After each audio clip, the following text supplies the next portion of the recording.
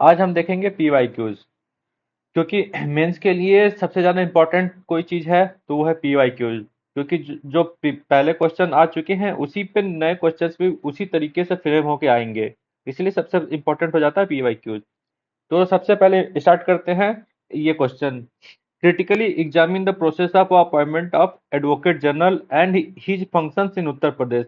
अब ये क्वेश्चन है, ऐसे सिमिलर क्वेश्चन आ सकता है। गवर्नर का रोल कैसे अपॉइंटमेंट होता है, उसके फंक्शंस क्या होते हैं, या फिर गवर्नर के साथ चैलेंजेस क्या है। ठीक है, तो ये इसमें पूछा है क्रिटिकली एग्जामिन करने के लिए। ठीक है, तो इसमें जल्दी जल्दी क्या देख लेते हैं पहले जल्दी से।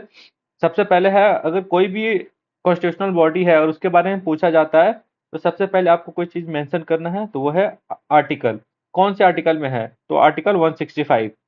ठीक है, और बाकी उससे रिलेटेड कुछ कुछ आर्टिकल्स है। वैसे 165 में ये सेक्शन 1 में क्या लिखा है कि उसका क्वालिफिकेशन क्या होना चाहिए, उसका टेन्योर क्या होना चाहिए। ठीक है, और वो क्या क्या फंक्शन परफॉर्म कर सकता है, और या उसकी ड्यूटीज क्या होती है। ठीक है, ये भी मेंशन कर सकते हैं, बट सबसे इंपॉर्टेंट ये चीज हो जाता है आर्टिकल, किस आर्टिकल के थ्रू वो ऑफिस क्रिएट किया गया है।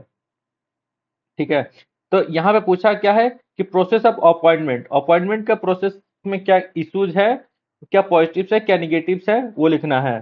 ठीक है, तो अपॉइंटमेंट प्रोसेस कैसे होता है कि recommendation of chief minister, chief minister recommend करता है कि ये व्यक्ति हैं, ये इनको अपॉइंट करना है एडवोकेट जनरल। अगर उनके पास नेसेसरी क्वालिफिकेशन है तो फिर गवर्नर उनको अपॉइंट कर सकता है। यहाँ पे गवर्नर का कोई डिस्क्रिप्शन नहीं रहेगा।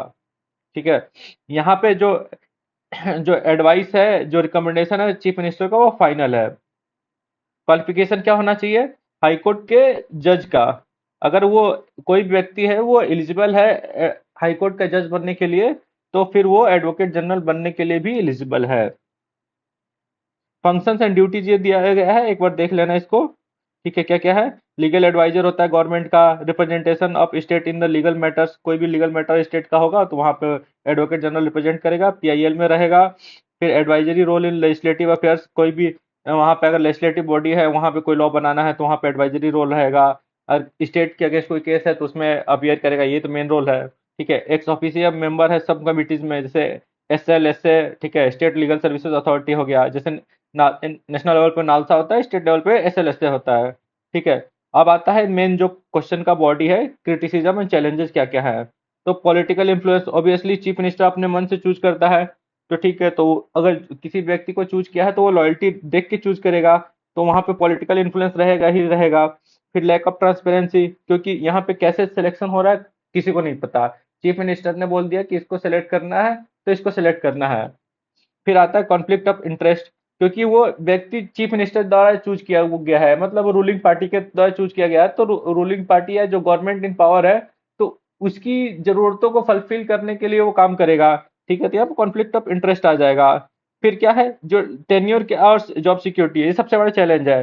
क्योंकि जो टेन्योर होता है वो प्लेजर ऑफ द गवर्नर होता है, यानी जब चाहे गवर्नर निकाल सकता है, जब चाहे रख सकता है। बट यहाँ पे जो गवर्नर का मतलब है चीफ मिनिस्टर का एडवाइस। ठीक है, तो इसलिए जो लिमिटेड टेन्योर है, जॉब सिक्योरिटी नहीं है, तो उससे उसका जो इंडिपेंडेंस है वो काफी ज्यादा थ्रेटन हो सकता है। जैसे कैग है, उसके जॉब सिक्योरिटी है, फिक्स टेन्योर होता है। सुप्रीम कोर्ट या हाई कोर्ट का जज है, उनके फिक्स टेन्योर होते हैं। फिर है, काफी ज्यादा ओवरबर्डन रोल है, क्योंकि जो गवर्नमेंट है वो सबसे बड़ी लिटिगेंट बॉडी है इंडिया में, तो इसलिए काफी ज्यादा लोड बढ़ जाता है एडवोकेट जनरल के ऊपर।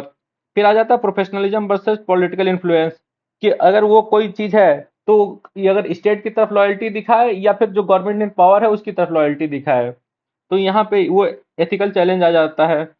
फिर उसके बाद ये कंक्लूजन ऐसे लिख सकते हैं एक बार कि हाँ, कि जो अपॉइंटमेंट प्रोसेस है उसमें ट्रांसपेरेंसी होनी चाहिए, जो टेन्योर है उसको टेन्योर को फिक्स करना चाहिए। ठीक है, और ताकि इफिशियंसी बढ़ सके, और ऐसे कुछ मतलब कुछ पॉइंट्स लिख के 2-3 लाइन में ये कंक्लूजन लिख के इसको कंप्लीट किया जा सकता है। वैसे प्रेजेंटली जो हमारे एडवोकेट जनरल है यूपी के, वो है अजय कुमार मिश्रा। ठीक है, ये government is the largest litigant body in India. ठीक है, ये याद रखना। ठीक है, और जैसे ये पॉइंट्स है, तो अगर ये क्वेश्चन अगर माना 8 नंबर में आता है, तो सिर्फ जो जो मेन पॉइंट्स है ना, हाईलाइट जैसे किया ना, वो लिख के बस खत्म कर सकते हो। ठीक है, अगर ज्यादा बड़ा में आता है तो वो पॉइंट को थोड़ा सा हल्का से एक्सप्लेन किया जा सकता है, या फिर ऐसे टेबल बना के भी लिख सकते हो ठीक है, अगर 8 नंबर क्वेश्चन है तो थोड़ा सा कुछ ऊपर लिख दिए इंट्रोडक्शन, मेन बॉडी में थोड़ा लिख दिया, उसके बाद ऐसे ग्राफ बना के या फ्लो चार्ट बना के ऐसे दिखा सकते हो कि माना कोई चीज है तो उसमें क्या होगा। जैसे जैसे यहाँ पे दिखाया है, जैसे कि अगर आर्टिकल 165 में है तो ऑफिस है, 162 में उसका क्या है, no fix tenure pleasure of the governor. तो अगर ऐसे फ्लो चार्ट बना के दिखाओगे तो अच्छा दिखेगा। ठीक है, फिर आते हैं नेक्स्ट क्वेश्चन पे। फिर discuss the nature of regional parties in Uttar Pradesh, throw light on their import throw light on their importance in the politics of the state. तो तो मेन इसमें क्या क्या कीवर्ड्स हो जाते हैं, रीजनल पार्टीज, ठीक है, और उनकी इंपॉर्टेंस क्या है पॉलिटिक्स में। तो यूपी मतलब काफी डाइवर्स स्टेट है, क्योंकि यूपी को भी देखा जाए तो 4 स्टेट्स में डिवाइड किया जा सकता है, इतना डाइवर्स है कि। तो उसके हिसाब से यूपी इनिशियली तो उसमें कौन कौन सी पार्टीज थी, आईएनसी और बीजेपी हुआ करता था, बाद में रीजनल पार्टीज का भी काफी ज्यादा डोमिनेंस आ गया। उस रीजनल पार्टीज में सबसे ज्यादा डोमिनेंट पार्टी कौन सी है, समाजवादी पार्टी, और दूसरी है बहुजन समाजवादी पार्टी, ठीक है, बीएसपी। तो जो ये बीएसपी एक्चुअली में नेशनल पार्टी भी है, बट एक तरह से यूपी के अंदर एक रीजनल पार्टी भी की फॉर्म में ही वो इसका ये बर्थ हुआ था। ठीक है, तो इसलिए इन दोनों को भी देखेंगे। ठीक है, उसके बाद आ जाता आरएलडी। इन सब के फाउंडर कौन कौन से वो देख लेना। फिर अपना दल भी है। फिर वैसे ही और भी छोटी छोटी पार्टीज है, लोक दल, क्रांतिकारी party, Suheldev Bharatiya Samaj party, Nishad party, कौमी एकता पार्टी। ठीक है, अब चैलेंजेस क्या क्या है इनके, चैलेंजेस क्या है, कास्ट पॉलिटिक्स करते हैं ये लोग पार्टी। जैसे अब मानो समाजवादी पार्टी एसपी का देखेंगे तो यादव का या मुस्लिम्स का सपोर्ट करते हैं। फिर बीएसपी का देखेंगे तो दलित का करते हैं। निषाद लोग पार्टी है तो निषाद का करेगा। ठीक है, सुहेलदेव भारतीय समाज पार्टी है तो वो राजभर लोग का सपोर्ट करते हैं। ठीक है, तो अपना दल हो गया तो वो कुर्मी लोग का है। ठीक है, तो ऐसे ऐसे जो रीजनल पार्टीज है, आरएलडी हो गया जाट लोग का, तो ठीक है, ये कास्ट पॉलिटिक्स पे ज्यादा फोकस करते हैं। इनका मेन हो रहा है कि एक कास्ट को टारगेट करना है, और उसके बाद बाकी थोड़ा बहुत और दूसरे कास्ट का सपोर्ट मिल गया तो फिर इनको मिल जाएगा पावर। ठीक है, फिर अलायंस पॉलिटिक्स भी चलती है कि जैसे माना आरएलडी हो गया, तभी पहले आईएनडी में शायद था, फिर उसका एनडीए में शिफ्ट हो गया, तो इन लोग का अलायंस जैसे शिफ्ट होता रहता है, और एज ए किंग मेकर का बनने का भी मतलब ये करते हैं, रोल प्ले करते हैं। फिर electoral competition with national parties, वही जैसे एसपी है, उसका मतलब कंपटीशन बीजेपी के साथ अभी यूपी में है।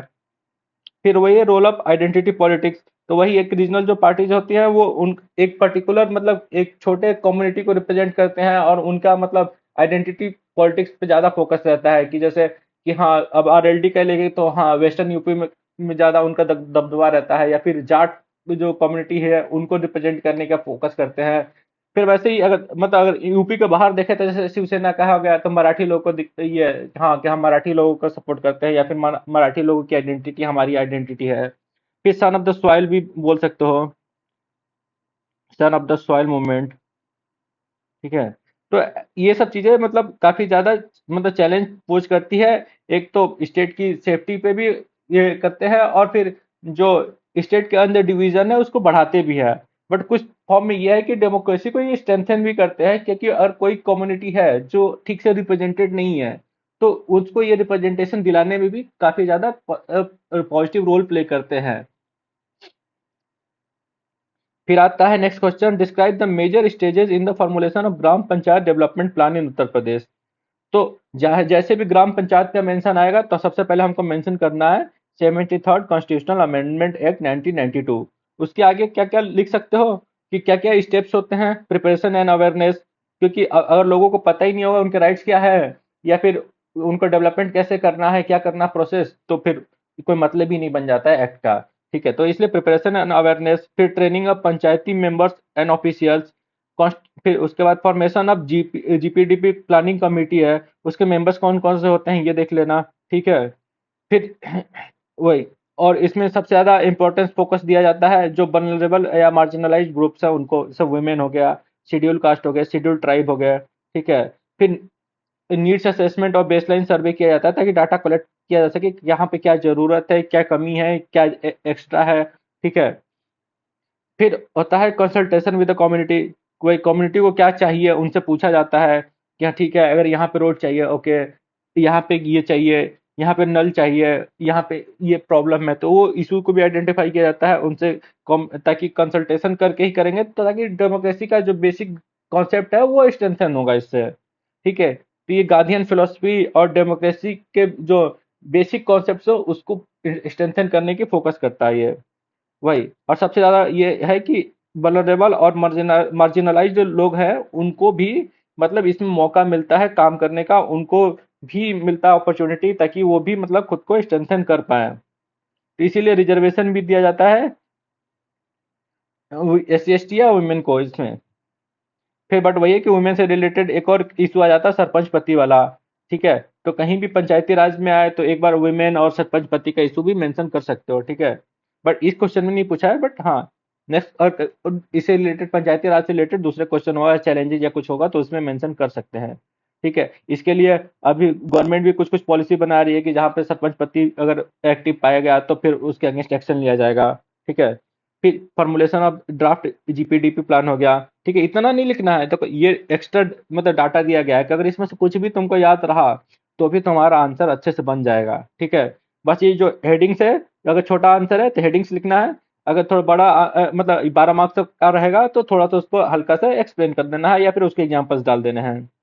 ठीक है, implementation of GPDP, monitoring and evaluation, फिर मॉनिटरिंग एंड फीडबैक। ठीक है, फीडबैक मैकेनिज्म सबसे इंपॉर्टेंट हो जाता है, फीडबैक मैकेनिज्म और रिवर्स रिड्रेसल मैकेनिज्म बहुत ज्यादा इंपॉर्टेंट होते हैं कोई भी गवर्नेंस के लिए। ठीक है, फिर आता है linking of GPDP with other government schemes, जैसे मनरेगा हो गया, प्रधानमंत्री आवास योजना हो गया, प्रधानमंत्री ग्रामीण सड़क योजना हो गया। ठीक है, उसके थ्रू डेवलपमेंट के लिए और ज्यादा फंड्स मिल जाते हैं बाकी स्कीम से इंटीग्रेट करने से। ठीक है, फिर ये कंक्लूजन है, ये देख लेना। ठीक है, चलो फिर नेक्स्ट क्वेश्चन पे आते हैं। Highlight the possibilities of tourism in Uttar Pradesh. तो अभी मतलब रिसेंट ईयर्स में यूपी गवर्नमेंट ने टूरिज्म पे बहुत ज्यादा फोकस किया है, क्योंकि टूरिज्म एक ऐसा इंडस्ट्री है जो अभी के टाइम में काफी ज्यादा डेवलप हो चुका है। हर जगह पे मतलब टूरिज्म पे काफी ज्यादा फोकस रह रहा है, क्योंकि टूरिज्म से बहुत ज्यादा इकोनॉमी में पैसे ऐड होते हैं, बहुत लोगों को एम्प्लॉयमेंट मिलती है।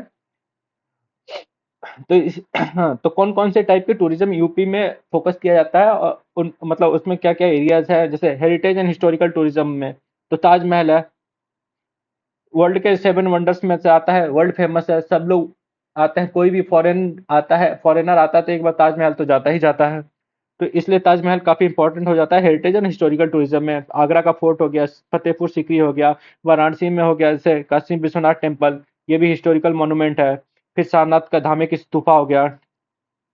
फिर प्रयागराज में कुंभ मेला जैसे हुआ था, ये भी एक तरह से हिस्टोरिकल या हेरिटेज टूरिज्म बोल सकते हैं, स्पेशली हेरिटेज के फॉर्म में आ गया, या फिर कल्चरल टूरिज्म के फॉर्म में भी आ जाएगा। फिर स्पिरिचुअल एंड पिलग्रिमेज टूरिज्म है, तो उसके लिए हिंदुज्म और बुद्धिज्म के लिए यूपी बहुत ज्यादा इंपॉर्टेंट प्लेस हो जाता है, क्योंकि यहाँ पे लॉर्ड कृष्णा का बर्थ हुआ था, लॉर्ड राम का बर्थ हुआ था। तो लॉर्ड कृष्णा के लिए वृंदावन है, वहाँ की होली और जन्माष्टमी काफी फेमस है। लॉर्ड राम के लिए अयोध्या है, अयोध्या की दीपावली बहुत ज्यादा फेमस है।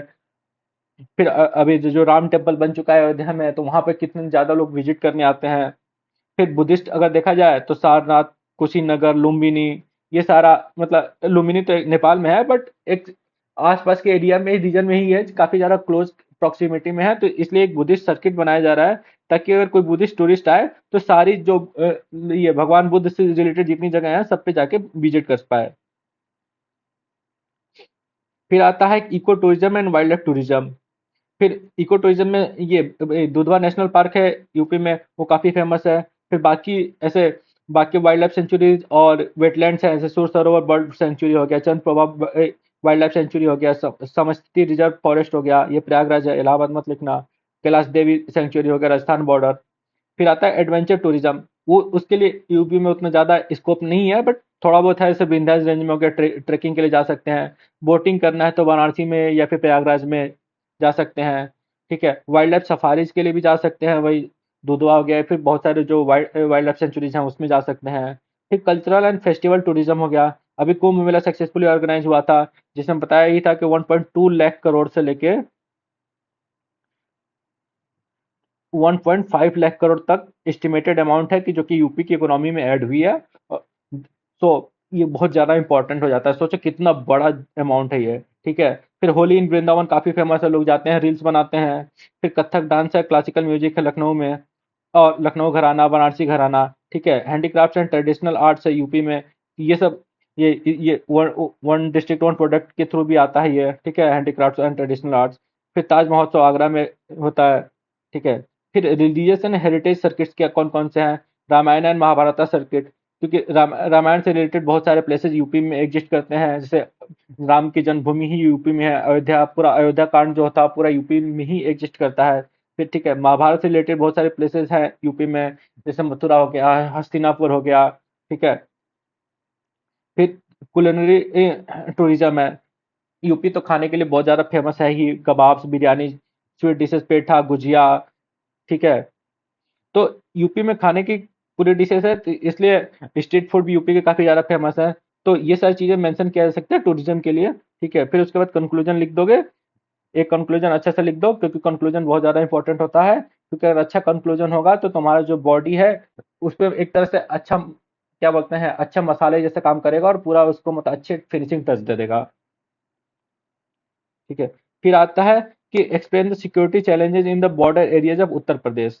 तो सबसे पहले हमको आइडेंटिफाई करना है कि यूपी में कितने कौन कौन से बॉर्डर्स हैं। तो एक है इंटरनेशनल बॉर्डर, जो किसके साथ से शेयर होता है, नेपाल के साथ। और बाकी कितने, बाकी नेशनल बॉर्डर्स हैं। तो बाकी जो बॉर्डर्स है वो डोमेस्टिक बॉर्डर्स, वो कौन कौन से स्टेट और यूनियन टेरिटरीज के साथ होते हैं। तो टोटल 9 यूनियन टेरिटरीज, और मतलब स्टेट्स प्लस यूनियन टेरिटरीज मिला के टोटल 9 हैं जिनके साथ बॉर्डर शेयर करता है यूपी।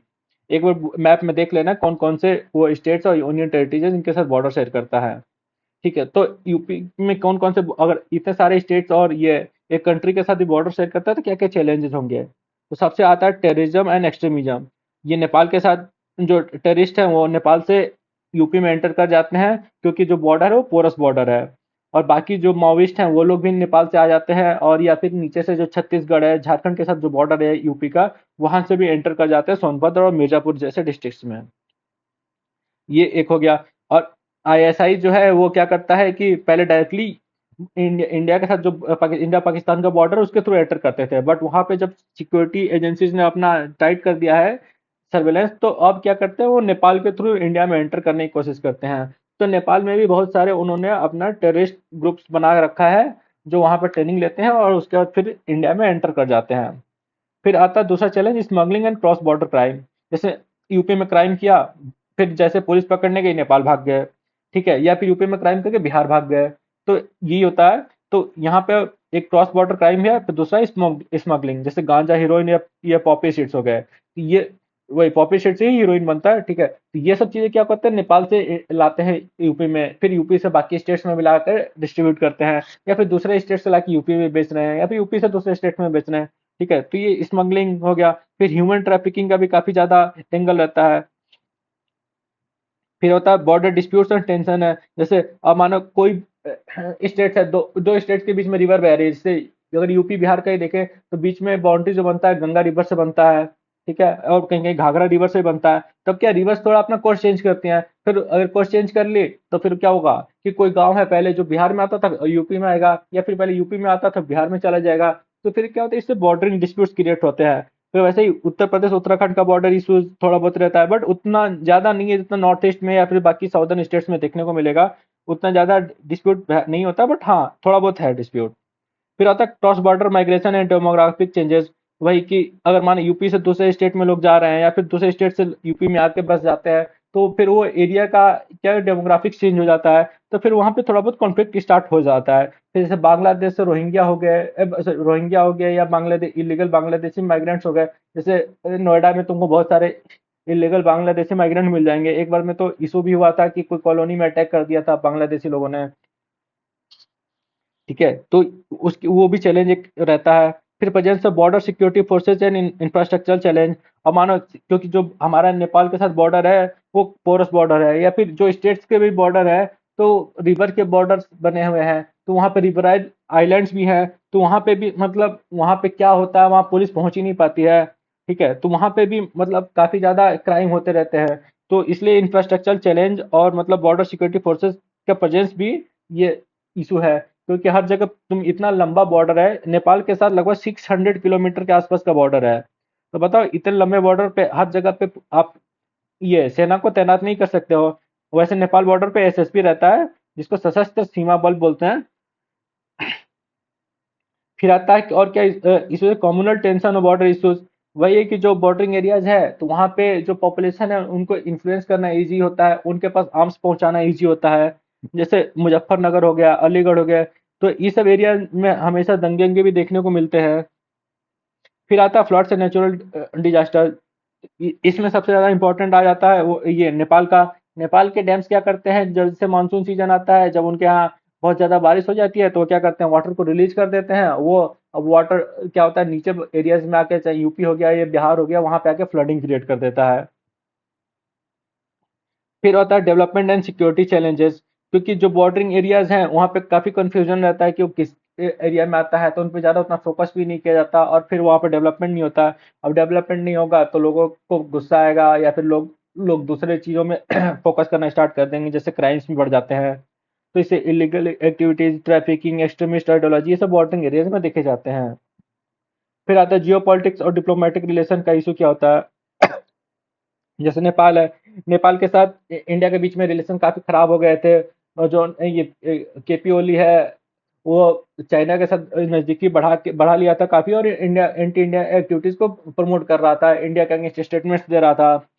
तो उससे भी इम्पेक्ट पड़ता है कि क्योंकि इंडिया नेपाल का जो बॉर्डर है काफी पोरस है, और मतलब हमेशा लोग आते जाते रहते हैं, यहाँ तक कि लोगों के बीच में शादियां भी होती रहती हैं। तो ये सब इश्यूज काफी ज्यादा मतलब इम्पेक्ट करते हैं। तो यहाँ पे ये खत्म हो गया। ठीक है, अगर और कोई टॉपिक पे वीडियो बनानी हो तो आप कमेंट सेक्शन में मेंशन कर देना, और सपोर्ट करते रहो। और सपोर्ट करने से अच्छा लगता है, थोड़ा मोटिवेशन भी मिलता है। Thank you. Have a nice day.